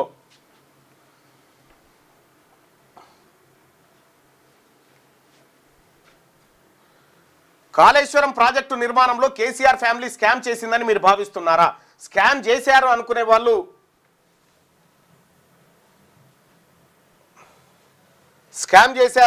వాళ్ళు ఇక్కడ ఎలాంటి స్కామ్ చేయలేదు అనుకునే వాళ్ళు ఇక్కడ మీ అభిప్రాయాన్ని తెలియజేయండి కాళేశ్వరం స్కామ్కి సంబంధించి. మళ్ళీ నిజంగా ఇంత దారకారులే కదా ఎదుర్కోవడం. ఒక్క కేసు పడంగానే సటుక్కున హైకోర్టు కురకాలే, మళ్ళీ స్టే తెచ్చుకోవాలి, హైకోర్టు కురకాలే, స్టే తెచ్చుకోవాలి, హైకోర్టు కురకాలే, స్టే తెచ్చుకోవాలి. ప్రతి ఒక్కటి అట్లనే మొత్తం అదే పని. నిజంగా నిజాయితీగా ఒక్కదాన్నన్నా ఎదుర్కొనే దమ్ము సత్తా ఉందా మీకు? ఒక్క ఆరోపణ అన్న సార్ అది నిజమా కాదా కోర్టులు తెలుస్తాయి. తర్వాత విషయం దోషులు కాకముందుకే ఊరికి పెడబొబ్బలు పెట్టుకుంటా అయిపోయి అప్పుడే మేము అద్భుతం చేసామని చెప్పారు. పార్లమెంటు నిరవధిక వాయిదా చివరి రోజు కొనసాగిన నినాదాలు, ప్రతిపక్షాల తీరుపై సభాపతులు అసహనం వ్యక్తం చేశారట. ఇక ఒకే కుటుంబంలో 5గురి అనుమానాస్పద మృతి, అందరూ కర్ణాటక వాసులేనట. రాత్రి అన్నం తిన్నారట, మరి ఏమైందో అలా అర్థం కాలేదు అసలు. 5గురికి చచ్చిపోయారట ఇంట్లో. ఆడ ఎలకల మంది ప్యాకెట్లు కనిపించినాయి అని అంటున్నారు. వాళ్ళు కలుపుకున్నారా, ఎవరైనా కలిపిరా అని అంటున్నారు. సినీ కార్మికుల సమ్మెకు తెర, ముఖ్యమంత్రి రేవంత్ జోక్యం, కార్మిక శాఖ ఆధ్వర్యంలో చర్చలు, నిర్మాతలు కార్మిక సంఘాలకు కుదిరిన సయోధ్య అంటూ ఒక వార్తను చూస్తూ ఉన్నాం. ఇక తప్పులు చేసి తప్పించుకోలేరు, ఉద్యోగుల ఉల్లంఘనపై సత్వర విచారణ, కాలపరిమితితో కూడిన షెడ్యూల్ జారీ చేసిన ప్రభుత్వం. విధి నిర్వహణలో నిర్లక్ష్యం, నిబంధనల ఉల్లంఘన, అక్రమాలకు పాల్పడిన ప్రభుత్వ ఉద్యోగులు, పింఛన్దారులపై విచారణను వేగవంతం చేసేలా ప్రభుత్వ కార్యాచరణ రూపొందించింది. ప్రభుత్వ ఉద్యోగులపై వచ్చే సాధారణ ఫిర్యాదుల్లో శాఖాపరమైన అధికారులు 3 నెలల్లో, తీవ్రమైన ఆరోపణల విషయంలో విచారణ కమిషన్లు 5-6 నెలల్లో విచారణ పూర్తి చేయాలని స్పష్టం చేసింది. ఆరోపణలు రుజువైతే వెంటనే శిక్షను ఖరారు చేయాలని సూచించింది. విచారణకు నిర్ణీత గడువు విధిస్తూ ఎవరైనా వేగంగా పూర్తి చేయడంలో నిర్లక్ష్యం వహిస్తే చర్యలు తీసుకుంటామని హెచ్చరించింది. తప్పులు చేసి తప్పించుకోలేరని చెప్తా ఉన్నారు. తప్పులు చేసి తప్పించుకోలేరు, కేసీఆర్ మాత్రం నేను తప్పించుకుంటా అని తిరుగుతా ఉన్నారు. జస్టిస్ సుదర్శన్ రెడ్డి నామినేషన్ దాఖలు, ఇండియా కూటమి ఉపరాష్ట్రపతి అభ్యర్థిగా గురువారం నామినేషన్ దాఖలు చేస్తున్న జస్టిస్ బి సుదర్శన్ రెడ్డి చిత్రంలో రాహుల్ గాంధీ, మల్లికార్జున ఖర్గే, సోనియా గాంధీ, శరద్ పవార్, రామ్ గోపాల్ యాదవ్ తదితరులు ఇందులో పాల్గొన్నారట. మరి ముఖ్యమంత్రి కూడా పోయినట్టు బాగా మరి పాల్గొనలేదా? జీఎస్టీ సంస్కరణలకు జై, రాష్ట్రాల మంత్రుల కమిటీ అనుకూలం, ఆదాయ నష్టంపై లెక్కలు తేల్చాలని కోరిన విపక్ష పాలిత ప్రాంతాలంటూ ఒక వార్తను చూస్తా ఉన్నాం. ఇక రాష్ట్రాల ఆదాయానికి భద్రత కల్పించాలి, జీఎస్టీ రేట్లు హేతుబద్ధీకరణ సమావేశంలో ఉప ముఖ్యమంత్రి బట్టి విక్రమార్క మాట్లాడినటువంటి మాటలు. ఇప్పుడు 2 స్లాబ్లు ఉంటాయట, 8% ఒకటి, 12% ఒకటి, 5%, 12% రెండు. జల వివాదాల కమిటీకి 4 పేర్లు ఇక కేంద్రానికి పంపాలని నిర్ణయించిన తెలంగాణ ఇక నీటిపారుదల శాఖ సలహాదారుకు కూడా స్థానం కల్పిస్తారట. ఇక జ్వరాలతో విలవిలా ఓపీలు కిటకిట, రాష్ట్రంలో పెరుగుతున్న బాధితులు జాగ్రత్తలు పాటించాలని వైద్యుల సూచన. రాష్ట్రంలో దగ్గు, జలుబు, ఒళ్ళు నొప్పులు, నీరసం, జ్వరంతో మంచం పడుతున్న వారి సంఖ్య రోజు రోజుకు పెరుగుతోంది. ఇటీవల రాష్ట్ర వ్యాప్తంగా వర్షాలు కురిసి కాస్త తగ్గుముఖం పట్టడంతో ఒక్కసారిగా సీజనల్ వ్యాధులు పంజా విసురుతున్నాయి. హైదరాబాద్లోని ఫీవర్ ఆసుపత్రి ఓపీలో సాధారణంగా రోజుకు 500 మంది వరకు వస్తుంటారు. గత వారం 10 రోజులుగా ఆ సంఖ్య 750కి చేరింది. పిల్లల ఆసుపత్రి నీలోఫర్లో సాధారణంగా ఓపీలో 1000 నుంచి 1200 మంది వస్తుంటారు. కానీ ఇప్పుడు రోజు 1600 నుంచి 1800 మంది వస్తున్నారు. వరంగల్ ఎంజీఎం ఆసుపత్రిలో ఆగస్టులో మొత్తం జ్వరం కేసులు 1345 రాగా ఇందులో 48 డెంగీ, 5 మలేరియా. ఇక సూర్యాపేట ప్రభుత్వ బోధనాసుపత్రిలో గురువారం 37 జ్వరం కేసులు రాగా ఇందులో 2 డెంగీగా నిర్ధారించారు. రాష్ట్ర వ్యాప్తంగా అన్ని ఆసుపత్రుల్లో ఓపీకి వరుస కట్టే వారి సంఖ్య దాదాపు 30% పెరిగింది. ఇప్పటికే 3500 దాటిన డెంగీ కేసులు, దోమకాటు వల్ల కలిగే విషజ్వరాలే అధికారికంగా కనిపిస్తున్నాయి. ప్రధానంగా డెంగీ బాధితుల సంఖ్య పెరుగుతుంది. అధికారిక లెక్కల ప్రకారం ఇవి. సో ఓపీలు పెరుగుతూ ఉన్నాయి, దవాఖానలో కిటకిట్లు ఆడుతూ ఉన్నట. ప్రజలారా కొన్ని జాగ్రత్తలు పాటించండి, లేకపోతే డెంగీ వచ్చిందంటే ప్లేట్లెట్స్ పడిపోతాయి, అది ప్రాణాంతకమైనటువంటి పరిస్థితులు ఉంటాయి. కాబట్టి ప్రజలు కొంత జాగ్రత్తగా ఉండండి. ఇది సీజన్. కాచి వడవచ్చి తాగండి నీళ్లు. గతంలో తెలుగు వారికి మద్దతు ఇచ్చారా? వెంకయ్యనాయుడు, బాలయోగిల విషయంలో మీరేం చేశారు? రేవంత్ రెడ్డి కేంద్ర మంత్రి కిషన్ రెడ్డి ప్రశ్న. యూరియా సరఫరా చేస్తే మద్దతు ఇస్తామన్న కేటీఆర్ పై మండిపాటు. రాష్ట్ర మంత్రుల అడ్డగోలు మాటల వల్లే యూరియా సమస్య అని చెప్పి వ్యాఖ్య. రాష్ట్ర మంత్రులది ఏం పోయింది, మీదేం పోయింది? సచ్చేది రైతులు కదా, అంతే. బాగానే ఉన్నారు. మీరు కొట్లాడుకోరు, బాగానే ఉంది. కానీ యూరియా అవస్థలు తీరేది ఎప్పుడు? వివిధ జిల్లాల్లో రైతులకు తప్పని తిప్పలు. అవసరం మేరకు యూరియా పంపిణీ లేకపోవడంతో అన్నదాతలు నానా తంటాలు పడుతున్నారు. వృద్ధులు, మహిళలు అనే తేడా లేకుండా వేకోజాము నుంచే గంటల తరబడి వేచి చూస్తున్నారు. మహబూబాద్ జిల్లా కురువి ప్రాథమిక వ్యవసాయ సహకార సంఘానికి గురువారం 444 యూరియా బస్తాల లోడ్ వచ్చింది. ఆయా గ్రామాల నుంచి సుమారు 1000 మంది పైగా రైతులు ఉదయమే కార్యాలయం వద్ద బారులు తీరారు. మరిపేడ పట్టణంలో యూరియా పంపిణీలో బారులు తీరి కూర్చున్నారు. చూడండి, యూరియా బస్తాల కోసం ఇది పరిస్థితి. అది పుణ్యానికి ఇస్తారు ఏమన్నా, అది ఆ, కొనడమే. కాదు బీజేపీని బదనాం చేద్దామని కాంగ్రెస్ అవును. ఈ అయ్యా అప్ప అని తెచ్చుకోవాలి. ఇస్తాన్నోళ్ళు మరి ఇయ్యాలి కదా. ఇదేంది ఈడ కాంగ్రెస్ జనంలో బదనం కావాలని బీజేపీ. మీ ఇద్దరి మధ్య మీ ఇద్దరు కొట్లాట జనం సాగుకొచ్చింది. అంతే. వెలుగు దినపత్రిక వార్తలను ఒకసారి చూద్దాం. ఇక పుతిన్తో జయశంకర్ భేటీ. విదేశాంగ మంత్రి జయశంకర్ గురువారం మాస్కోలో రష్యా అధ్యక్షుడు పుతిన్తో భేటీ అయ్యారు. అంతకుముందు ఆ దేశ విదేశాంగ మంత్రి సెర్గీ లావ్రోవ్తో సమావేశమయ్యారు. రాజకీయ సంబంధాలు, వాణిజ్యం, ఆర్థిక సహకారం, పెట్టుబడులు, రక్షణ, టెక్నాలజీ, సాంస్కృతిక వినిమయాలపైన చర్చ జరిగిందంట. ఇక ఉపరాష్ట్రపతి అభ్యర్థిగా సుదర్శన్ రెడ్డి నామినేషన్ దాఖలు విత్డ్రాకు 25 వరకు ఛాన్స్ ఉందట. ఇక జిఎస్టీలో 12% 28% స్లాబ్ల ఎత్తివేత. హెల్త్, లైఫ్ ఇన్సూరెన్స్ ప్రీమియంపై జిఎస్టీ రద్దు చేయాలని ప్రతిపాదన. సిగరెట్లు, టొబాకో, లగ్జరీ కార్లపై మాత్రం 40%. సెప్టెంబర్ మొదటి వారంలో జిఎస్టీ కౌన్సిల్ భేటీ, అందులోని తుది నిర్ణయం తీసుకోబోతున్నారట. ఇక 5%, 18% స్లాబ్లే ఉండే ఛాన్స్ అంట. జిఎస్టీ మంత్రుల బృందం ఆమోదం తెలిపింది. జిఎస్టీ విధానాన్ని సవరించనున్న కేంద్రం సవరించాలన్న కేంద్ర ప్రతిపాదనలకు 6 సభ్యుల మంత్రుల బృందం అంగీకరించిందట. తగ్గనున్న రేట్లు 12% స్లాబ్లోని వస్తువులని 5% స్లాబ్లోకి మారిస్తే ప్రధానంగా వెన్న, నెయ్యి, బాదాం nuts, seeds, biscuits, processed food, తర్వాత fruit juice, vegetable fruit preparation, dry fruits ధరలు తగ్గుతాయి. రోజు వినియోగించే toothpaste, soap, hair oil, paper, books, pens, pencil ధరలు కూడా దిగి వస్తాయట. అదేవిధంగా బట్టలు, బూట్లు, చెప్పుల ధరలు కూడా తగ్గుతాయి. సైకిళ్ళు, ఛత్రీలు, ఆయుర్వేదిక్ మెడిసిన్ ధరలు కూడా దిగి వస్తాయట. దీని ద్వారా మీరు ఏం దిగి రాకున్నా సరే పెట్రోల్, డీజిల్ జిఎస్టీ పరిధిలోకి తెరి అంతే బెస్ట్గా గదొక్కటి తెస్తుంది. అలిగా ఆటోమేటిక్గా మీరు ఏ తగ్గియకున్నా పర్లేదు, ఆటోమేటిక్గా తగ్గుతాయి. భూముల మార్కెట్ వాల్యూ 3 రెట్లు పెంపంట. రాష్ట్రంలో వ్యవసాయ భూముల మార్కెట్ వాల్యూ 3 రెట్లు పెరగనుంది. హైదరాబాద్, ఓఆర్ఆర్ పరిసర ప్రాంతాల్లో రెసిడెన్షియల్ ప్లాట్ల విలువ పేదోడు ప్లాట్ కూడా కొనే పరిస్థితి లేదు. ఇక ట్రిపుల్ చేస్తారట. చూసుకో ఎట్లా ఉందో. 3 రెసిడెన్షియల్ ప్లాట్ల విలువ 3 అపార్ట్మెంట్లలోని ప్లాట్ల విలువ కొద్ది మేర పెంచాలని స్టాంప్స్ అండ్ రిజిస్ట్రేషన్ల శాఖ ప్రభుత్వానికి ప్రతిపాదనలు పంపిందట. గట్టిగా యూరియా సరఫరాలో ఇబ్బందులు నిజమే. రామగుండం ఎఫ్సిఐలో సాంకేతిక లోపంతో ఉత్పత్తికి ఆటంకాలని చెప్పి కిషన్ రెడ్డి. త్వరలో రాష్ట్రానికి 50,000 టన్నులు పంపుతాం. కాంగ్రెస్ ఒత్తిడితో కాదు, బాధ్యతగా ఇస్తున్నాం. యూరియాతో కేటీఆర్కి ఏం సంబంధం? చిన్నపిల్లల ఆటలు ఆడొద్దని మండిపాటు అంటూ ఒక వార్త. యూరియాతో కేటీఆర్కి సంబంధం లేదు, కాంగ్రెస్ పార్టీకి మీకే సంబంధం. మరి మీ ఇద్దరిట్లలో దొంగ ఎవడో చెప్పురి. యూరియా రాకపోవడానికి కారణం భారీ వర్షాలతోనే మేడిగడ్డ కుంగింది. అది డిజైన్లో ఇంజనీరింగ్ వైఫల్యం కాదు. హైకోర్టులో కేసీఆర్, హరీష్ రావు తరఫు వాదనలు. కమిషన్ రిపోర్ట్ రద్దు చేయాలని, తుది తీర్పు కంటే ముందు తమపై చర్యలు తీసుకోకుండా చూడాలని వినతి. ప్రజల సొమ్ము నీళ్ల లెక్క ఖర్చు పెట్టినా నీళ్లు ఎత్తిపోయలేని దుస్థితి అని చెప్పి రాష్ట్ర ప్రభుత్వం వాదించింది. ఇక కమిషన్ నివేదికను అసెంబ్లీలో ప్రవేశపెట్టి చర్చిస్తాం. పిటిషనర్లు 2 ఎమ్మెల్యేలే వాళ్ళ వర్షన్ అసెంబ్లీలో చెప్పుకోవచ్చని వెల్లడి. అసెంబ్లీలో చర్చించి చర్యలు తీసుకుంటారా, తీసుకున్నాక చర్చిస్తారని హైకోర్టు ప్రశ్న. విచారణ ఇవాళకి వాయిదా వేసిందట. ఇక చర్యలు ఎలా తీసుకుంటారని చెప్పి హైకోర్టు అడుగుతా ఉంది. కమిషన్ రిపోర్ట్ ఆధారంగా పిటిషనర్లపై చర్యలు ఎలా తీసుకుంటారో చెప్పాలని రాష్ట్ర ప్రభుత్వాన్ని హైకోర్టు వివరణ.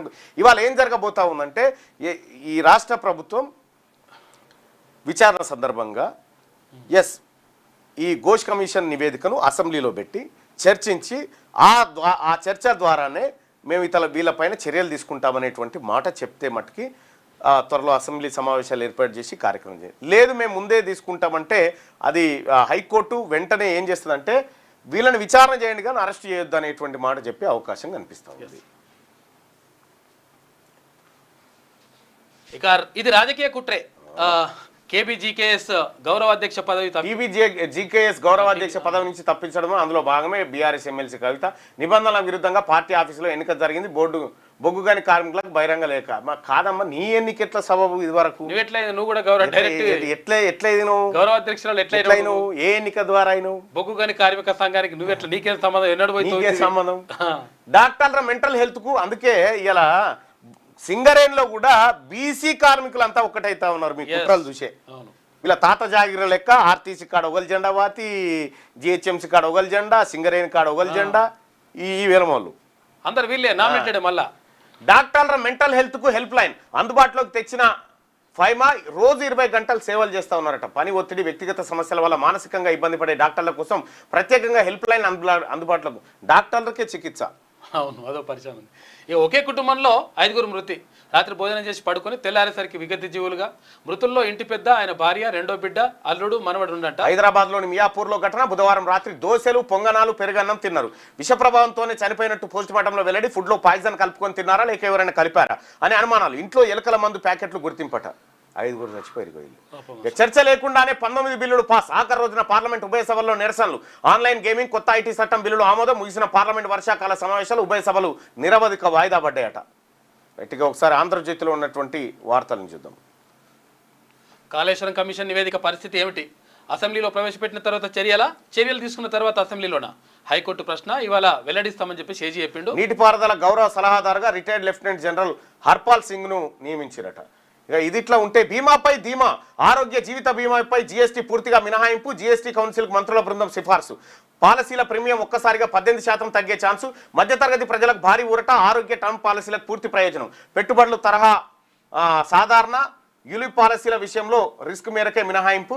జీఎస్టీలో ఇకపై 2 స్లాబ్లే. ప్రస్తుతం 4 పన్ను స్లాబులు 5%, 18%కు కుదించే ప్రతిపాదనలకు మంత్రుల బృందం ఓకే. జీఎస్టీ కౌన్సిల్ తుది నిర్ణయమే తర్వాయి. 90% నిత్యావసర ధరలు తగ్గే అవకాశం. దిగిరానున్న గృహోపకరణాలు, వాహనాల ధరలు దీపావళి కల్లా అమల్లోకి తెచ్చేలా కేంద్రం చర్యలు తీసుకుంటుంది. ఇక రాష్ట్రాల రాబడి తగ్గకుండా చూడాలని చెప్పి రాష్ట్ర మంత్రుల బృందం విజ్ఞప్తి చేస్తూ ఉంది. ఇక 6 అంశాల ఆధారంగా ఫీజులు అంట. మళ్ళీ ఫీజులు పెంచడానికి ఫీజులు పెంచడానికి మళ్ళా ఇంజనీరింగ్ కాలేజీలు ఇదంతా మీకు ఎరికే కదా. ఇదంతా రెడ్డి గారులు వీళ్ళందరూ కలిసి చేసే దందా. ఇది టైం కాగానే చూసుకో మళ్ళీ తీసుకుంటారు. ప్రైవేట్ ఇంజనీరింగ్ వృత్తి విద్యా కాలేజీలో ఫీజుల నిర్ధారణ కొత్త నిబంధనలు. బోధనలో నాణ్యత, ప్రాంగణ నియామకాలు, ఫీజుల్లో పారదర్శకత, పరిశోధనలకు ప్రోత్సాహం, జాతీయ అంతర్జాతీయ ర్యాంకుల్లో సత్తా, రాష్ట్ర ప్రభుత్వ నిబంధనల అమలు, ఫీజులను సవరించే అధికారం ఎఫ్ఆర్సీకి. 25 నుంచి ఫీజుల పెంపు దరఖాస్తులు తీసుకుంటారట. ఇక చూసుకో, ఇక తల్లిదండ్రులారా మీ నడ్డి ఇస్తందుకు వాళ్ళు వాటాలు పంచుకుంటారు. పట్టిదే ఇదంతా వేం నరేందర్ రెడ్డి కన్సర్న్ లో జరుగుతుంది. ఇది వేల కోట్ల రూపాయలు. ఇది తర్వాత ఇప్పుడు అప్పుడు ఏం చెప్పారు? ఫీజులు ఏం పెంచాము, అట్లేం లేదు, మేము తల్లిదండ్రుల పైన భారం ఏమని చెప్పిండ్రు. ఇప్పుడు మళ్ళా దుకాణం తెరిచారు. కోర్టులు చేతులు మరి ఫీజు రియంబర్స్మెంట్లు వారేరి 6,000 కోట్లు బకాయిలు ఉన్నాయి. వారేరి ఫస్ట్ అవి క్లియర్ అయ్యారు. కోర్టులు చేతులు పట్టుకొని కూర్చోవాలా? గవర్నర్ బిల్లుల్ని నిరవధికంగా నిలిపివేస్తే చట్టసభలు నిర్వీర్యం అవుతాయి. రాజ్యాంగ విధులు నిర్వర్తించాల్సిన వారు ఆ పని చేయనప్పుడు మేము జోక్యం చేసుకోవద్దా? సొలిసిటర్ జనరల్ నిలదీసిన సిజేఐ. బిల్లుల ఆమోదానికి గవర్నర్, రాష్ట్రపతికి రాజ్యాంగంలో కాలపరిమితి లేదు. ఎస్జీ అయితే తప్పు జరిగినప్పుడు దిద్దుబాటు ఉండాల్సిందేనని సిజేఐ స్పష్టీకరణ. తదుపరి విచారణ 26వ తేదీకి వాయిదా పడ్డదట. జర తీసుకురావాలి ఆయన. వీళ్ళు మంచిగా ఉంటది. వీళ్ళు ఎప్పటికీ వాళ్ళ దగ్గర పెట్టుకుంటే కుదరదు. కింద పెట్టుకొని కూర్చుంటారు. ఇక ఇంట్లో 5 అనుమానాస్పద మృతి. హైదరాబాద్లోని మియాపూర్లో దారుణం.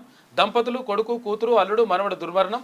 ఇక పడుకున్న చోటే మృతి. భోజనంలో విషం కలిపారంటూ ప్రచారం జరుగుతుందంట. సామూహికంగా ఆత్మహత్య చేసుకున్నారంటూ మరో వాదన.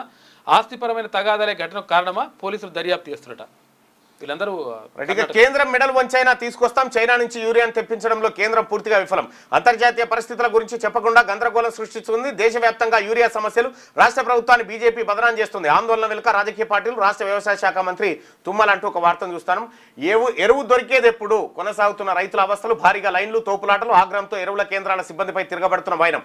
రోడ్లపై ధర్నాలు, రాస్తా రోక్కాలంటూ ఒక వార్తను చూస్తా ఉన్నాం. దీనికి బీఆర్ఎస్ పార్టీ కూడా తోడైపోయింది. ప్రశ్నించడమే తప్పన్నట్టుగా నాపై ప్రశ్నించడం కాదు. నువ్వు కాంగ్రెస్ పార్టీలో చేరి మంత్రి పదవి తీసుకుందామంటే ఆ కుట్ర బయటపడ్డది కదా. మొత్తం బీఆర్ఎస్ నే ఖతం చేద్దామని ప్లాన్ వేసినావు. రేవంత్ రెడ్డితో కలిసి బీఆర్ఎస్ నే ఖతం చేసే ప్లాన్ చూసింది. నువ్వు తక్కువ మనిషివా? మా సైద్ధాంతిక శత్రువు బీజేపీ, ఏకైక రాజకీయ శత్రువు డిఎంకే. ఈ 2 పార్టీలను తరిమి కొట్టడమే లక్ష్యం. Stalin very very worst uncle. Assembly ఎన్నికల్లో ఒంటరిగానే పోటీ. ఏ పార్టీతోనూ పొత్తులుండవు. రాజకీయాల్లో తేల్చుకునేందుకే వచ్చా. మదురై సభలో టీవీకే అధినేత విజయ్. నీట్ పరీక్షలు రద్దు చేయాలని డిమాండ్. సభకు భారీ ఎత్తున వచ్చిన ప్రజానీకం అంటూ లక్షలాది మంది వచ్చిన సభకు ఎక్కడికక్కడ బారికేడ్లు ఏర్పాటు చేసినా కూడా ఆగలే. 400 మంది గాయాలైనాయట. నిన్న ఒకరు చనిపోయారట. తమ సైద్ధాంతిక శత్రువు బీజేపీ అని, ఏకైక రాజకీయ శత్రువు డిఎంకే అని తమిళిగ వెట్రి కలగం అధినేత సినీ నటుడు విజయ్ ప్రకటించారు. వచ్చే ఏడాది జరిగే తమిళనాడు శాసనసభ ఎన్నికల్లో ఈ 2 పార్టీలను తరిమి కొట్టడమే తమ ప్రధాన లక్ష్యంగా పేర్కొన్నారు. గురువారం మదురై సమీపంలో జరిగిన పార్టీ ద్వితీయ మహానాడుకు భారీగా తరలి వచ్చిన జనసందోహాన్ని ఉద్దేశించి ఆయన ప్రసంగించారు. విపరీతమైనటువంటి జనం వచ్చారు. రెండో విషయం ఏంటంటే తమిళనాడులో ఎంత క్లారిటీ ఉందో చూడు. అక్కడ బీజేపీ ఎంట్రీ కావాలని శతవిధాల ప్రయత్నం చేసి అన్నా డిఎంకేని ఖతం చేసింది. అన్నా డిఎంకేని డిస్టర్బ్ చేసి ఆ నిత్యల్ని ఆగం చేసి పన్నీర్ సెల్వాన్ నిలగొట్టి వీళ్ళందరినీ డిస్టర్బ్ చేసింది. జయలలిత పార్టీని డిస్టర్బ్ చేసి ఎంటర్ కావాలని బీజేపీ చూసింది. తెలివిగా తమిళ ప్రజలు కొత్త పార్టీని పుట్టించారు విజయం రూపంలో. ఉంటే ఆడ తమిళ పార్టీలో ఇంకోనికి ఛాన్సే లేదు. కాడ ఈ నేషనల్ పార్టీలు వాళ్ళతో పొత్తు పెట్టుకొని మాకేమైనా 1-2 వస్తే చూడు అని అనుకోవాలి. అంటే తమిళ ప్రజలు అక్కడ గ్యాప్ను ఎంత తొందరగా ఫిల్ చేసిరో చూసుకోరు. బాగా చైతన్యం ఉన్నారు.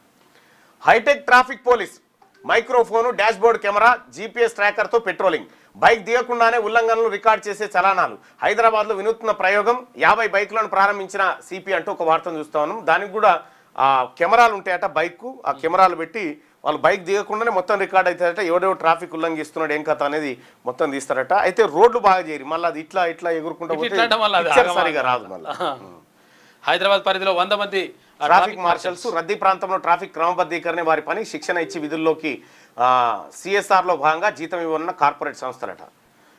కేటీఆర్ను మద్దతు ఎవరు అడిగారు? ఆయన మద్దతు మాకు అవసరం లేదు, కేంద్రంలో ఉన్నాడా రాష్ట్రంలో ఉన్నాడా, చిన్నపిల్లల ఆటలా వాస్తవం వీళ్ళకి ఒక్క సీట్ లేదు లోక్సభలో, రాజ్యసభలో 4 ఉన్నట్టు. ఆయన మద్దతు మాకు అవసరం లేదు, కేంద్రంలో ఉన్నాడా రాష్ట్రంలో ఉన్నాడా, చిన్నపిల్లల ఆటలా వ్యవహరించవద్దు, రైతుల పట్ల ఆయన ఒక్కరికే ప్రేమ ఉందా, ఉపరాష్ట్రపతి ఎన్నిక అంశంపై కిషన్ రెడ్డి, దేశంలో యూరియా విషయంలో కొంత ఇబ్బందులున్నాయి, సహకరించాలి, రాష్ట్ర ప్రభుత్వం వద్ద యూరియా స్టాక్ పెట్టాం, అదేమైందో తెలియదని వ్యాఖ్య. జస్టిస్ సుదర్శన్ రెడ్డి నామినేషన్ దాఖలు, వెంట వచ్చిన సోనియా, రాహుల్ పవార్ ఎన్డీఏ అభ్యర్థికే మద్దతు అని చెప్పి వైసీపీ నేత బొత్స కూడా ప్రకటించాను. ఇక తాతను ఏం మాయ చేశావే, 81 ఏళ్ళ తాత వృద్ధుడిపై వలపు వల. 81 ఏళ్ళు ఉన్నాడు మనవాడు, మంచి పనిమంతుడే ఉన్నాడు. రూపాయలు 7.11 లక్షలు చోరీ హైదరాబాద్ లో ఘటన. 14 పేజీ 7,11,000 ఇచ్చేసిందట. తాతకు వలపు వల. ఎన్నో పేజీ? 14 అంటే లాస్ట్ పేజీ అన్నట్టు. Okay okay. ఏడి తాత? ఓ తాత, తాతను ఏం మాయ చేశావే, 81 ఏళ్ల వృద్ధుడిపై వలపు వల. హైదరాబాద్కు చెందిన ఓ 81 ఏళ్ళ ఇంకా 19 తక్కువనే సార్కు. 81 ఏళ్ల వృద్ధుడు సైబర్ నేరగాళ్లు వేసిన వలపు వల మాయలో పడి 7.11 లక్షలు పోగొట్టుకున్నారు. గుర్తు తెలియని నంబర్ నుంచి వాట్సాప్ కాల్ చేసి తన పేరు మాయా అని పరిచయం చేసుకున్న యువతి తీయటి మాటలకు బోల్తా పడి జేబులు ఖాళీ చేసుకున్నాడు. ఇందుకు సంబంధించి Hyderabad city cyber crime DCP దారా కవిత తెలిపిన వివరాలు ఇలా ఉన్నాయి. హైదరాబాద్లోని అమీర్పేటకు చెందిన వృద్ధుడి 81 వాట్సాప్కు జూన్ మొదటి వారంలో గుర్తు తెలియని నెంబర్ నుంచి కాల్ మెసేజ్లు వచ్చాయి. వృద్ధుడు ఆ కాల్కు స్పందించగా అవతలి అయితే ఇక్కడ తప్పుపోయింది, అవతలి అని పడ్డది, ఆంధ్రజ్యోతిలో అచ్చులు తప్పుపడ్డాయి.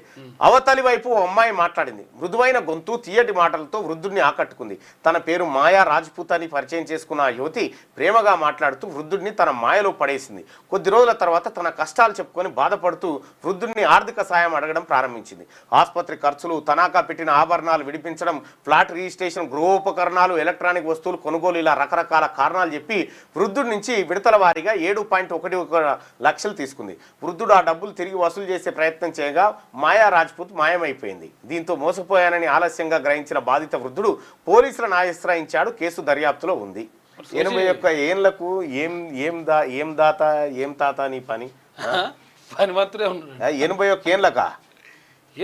కలిసి రవిలు లేకపోతే ఇట్లా లేకపోతే ఫోన్లోనే నడిచింది ఆ కథ. ఫోన్లోనే తాత ఇంకా కలిసి ఏం చేయమంటావు తాతరి? అప్పుడు ఎన్డీ తివారి గారు 83 ఏళ్ళు అయినా కానీ ఆయన కూడా ఎన్డీ తివారి గారు ఆయన కట్టెలు చేతిలో పట్టుకొని నడిచే కాలానికి కూడా ఆయన కార్యక్రమం ఆయన. ఇదే ఆంధ్రజ్యోతిలో ఆ తర్వాత కరెక్ట్గా వారం 10 రోజులకు వార్త వచ్చింది. హెడ్లైన్, విశాఖ తీరంలో తివారి తమ్ముడు అని ఒక హెడ్లైన్ పెట్టారు అప్పుడు ఆంధ్రజ్యోతిలో. అయితే ఆంధ్రజ్యోతి ఛానల్ ఓపెన్ కావడమే దాంతో స్టార్ట్ చేశారు. ఆ వార్తతోటే అంటే ఆరోగ్య శాఖలో మళ్ళీ కొలువుల జాతర. 1623 మంది స్పెషలిస్ట్ డాక్టర్ పోస్టుల భర్తీకి నేను నోటిఫికేషన్. వైద్యుల భర్తీ ప్రక్రియలో రాష్ట్ర చరిత్రలోనే అతిపెద్దదట ఈ కార్యక్రమం. ఇది చేయబోతా ఉన్నారు. ఇక మిగతా వార్తల్ని సుదర్శన్ ఒకసారి పోల్ని చూద్దాం. ఈ పోల్లో కాళేశ్వరం ప్రాజెక్టు నిర్మాణంలో కేసీఆర్ ఫ్యామిలీ స్కామ్ చేసిందని మీరు భావిస్తున్నారా? 189% మంది స్కామ్ చేస్తున్నారని భావిస్తా ఉన్నారు.